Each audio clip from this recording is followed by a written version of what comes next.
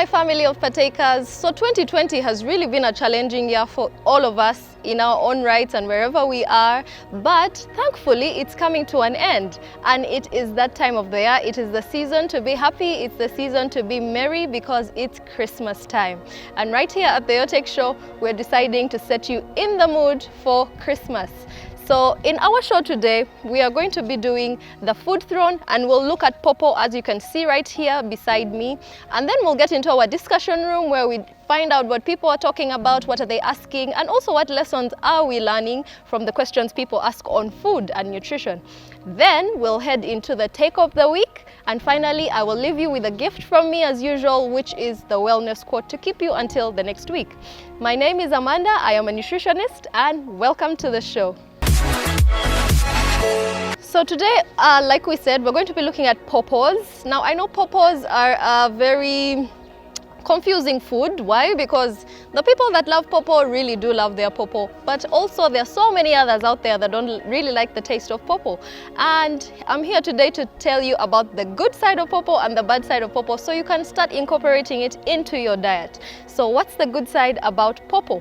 Well, pawpaw is a really great food for digestion. In fact, it has a digestive enzyme as part of its components, which you can actually use as a meat tenderizer. By the time it can tenderize your meat, then definitely it's going to be very good for digestion even inside your body system. So if you want to have better digestion and you've been having digestive problems, then run to pawpaw to help you do that. Pawpaw is also very helpful to relieve you of bloating, also constipation, and just making sure that you are detoxing the inside of your stomach lining. So please do run to pawpaw here and there once in a while, because like we said, no food should be eaten too much. We should always be alternating our different foods. So what is the bad side to pawpaw? Is pawpaw bad really? It's a fruit, so is it bad? Yes, it can also have its side effects, one of them being diarrhea. So if you have too much of pawpaw, just like bananas, most of us have seen when we were younger, you'd eat so many bananas, some of us would even go and steal enough bananas when they've bought them, and then at the end of the day, we end up having diarrhea. So pawpaws can do that as well for you.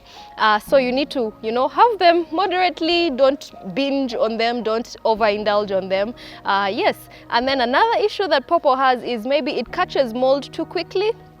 So once you buy pawpaw, please make sure that you eat it rather quickly as soon as you have bought it, maybe that day or in the next few days. It's not one of those fruits that stays for so long without actually going bad. So, like the watermelons or pineapples stay quite longer as compared to pawpaw. So once you get your pawpaw, be ready to eat it. If you want to keep it for longer, then buy one that is not so ripe. Okay, so that was pawpaw for us. One simple way that you can use pawpaw, one simple use of pawpaw is, like we said earlier, a meat tenderizer. So when you have your pawpaw juice, squeeze out your pawpaw juice and just pour a little bit on your raw meat and let it sit for a bit before you cook. Your meat will come out much softer. So that's one way we can use our pawpaw.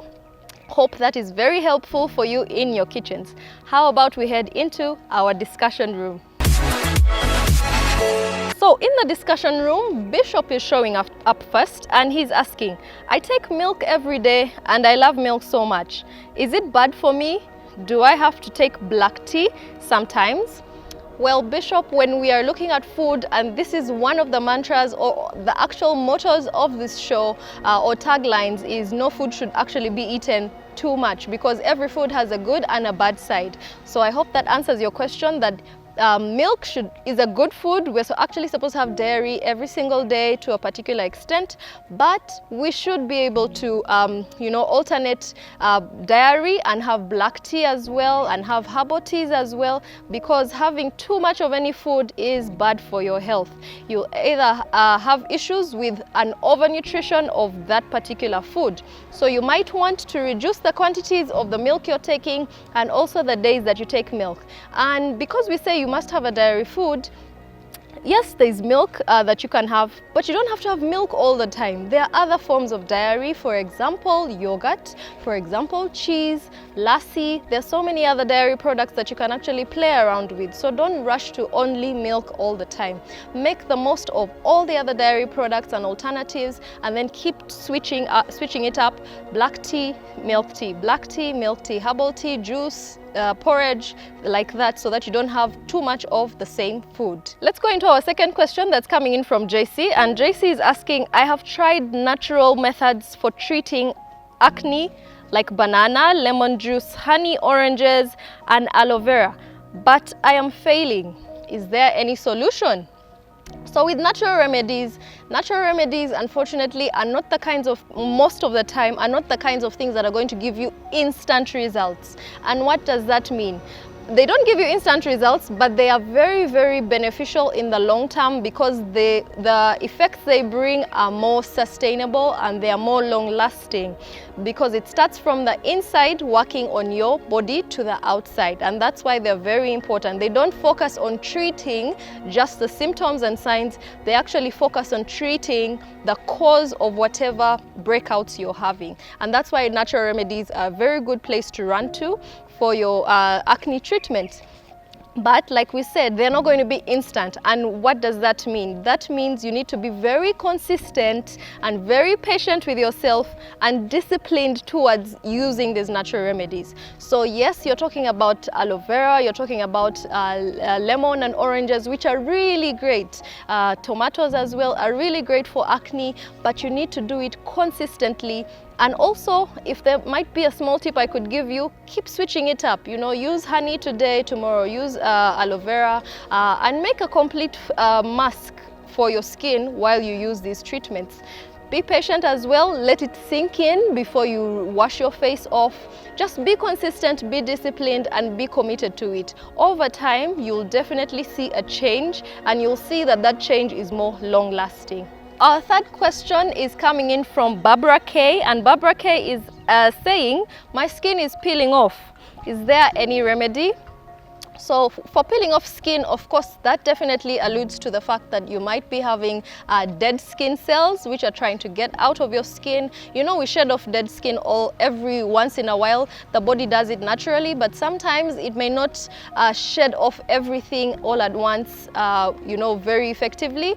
And that's why you need to be helping it sometimes, and do things, masks of foods or natural foods that actually help you to peel off this dead skin, you know, get rid of this dead skin, and also promote regeneration of healthy new skin cells. So some of the foods that would help you do this, for example, is coffee. Yes, you heard that right. Coffee actually is going to be great for your skin. Just have your ground coffee powder and then make a mask and place it on your skin and let it sit for some time, then wash it off. So when it comes to your skin peeling off, you need to be looking at two things. Foods that are going to help you remove the residue of dead skin that may not have come off very well. Then also don't forget to look at foods that help you to remove excess dirt from the skin, like activated charcoal is really good with that. And then finally, look at foods that help you regenerate your skin cells, so you have fresher looking skin coming out as the dead skin you know, gets shed off by the body. So that's it, Barbara. I hope that is helpful. So our second last question of the discussion room is coming in from Titus. Titus is asking, how can I maintain proper tooth hygiene?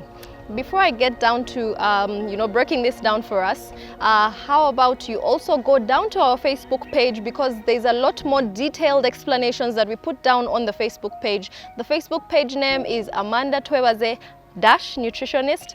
That also leads you to go down to our YouTube channel, my YouTube channel actually, and then subscribe to the YouTube channel. The name of the channel is Amanda Twebaze nutritionist. You can also send in your inquiries right about now on our WhatsApp, which is 0782 152610. It doesn't have to be inquiries, it could be comments, it could be, you know, advice, anything you'd really want to talk about when it comes to the nutrition space. My email address also is amanda.chichoncho@gmail.com. So back to Titus. Titus was asking about how we can improve our teeth hygiene or tooth hygiene. Well, we'll look at all the different tips down on our Facebook page, but here's one thing we should really focus on that most of us take for granted: the quality of our toothbrushes that we actually use. So your toothbrush can either help you clean your teeth out really well, as effectively as possible, or it will actually be hindering you from cleaning your teeth. Your toothbrush can actually be damaging your teeth more. Have you ever used a toothbrush and you actually feel like after using it you have a wound in your mouth that has lasted for a while? In so doing, you're actually damaging your teeth and your gums, which is the structure for where your teeth actually lay. So we need to also look at the quality of our toothbrushes, because that really affects how well you're able to clean your teeth and take care of your teeth. Start with one meal and let one meal lead you to a diet, because a group of meals that you will be having turns into a diet that you actually eat. So if you want to have a diet that's actually balanced, you have to make sure you focus on each meal. Pay attention to each meal, and in each meal make sure you have all the necessary nutrients available in that meal.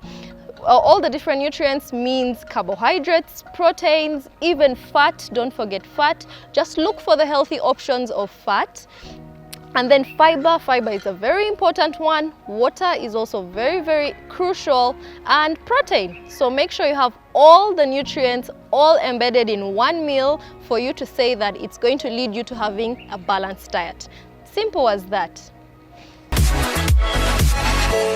Now, let's look at the take of the week. In the take of the week, we just look at a particular opinion of one of us in the community or the partakers community, and just, shed a light on it and reflect on it. So today's take of the week is coming in from Alice Pico, and Alice Pico was responding to a food meme on the Facebook page where we were actually asking, I actually posed a question on the Facebook page asking, what do people in your community use banana flowers for?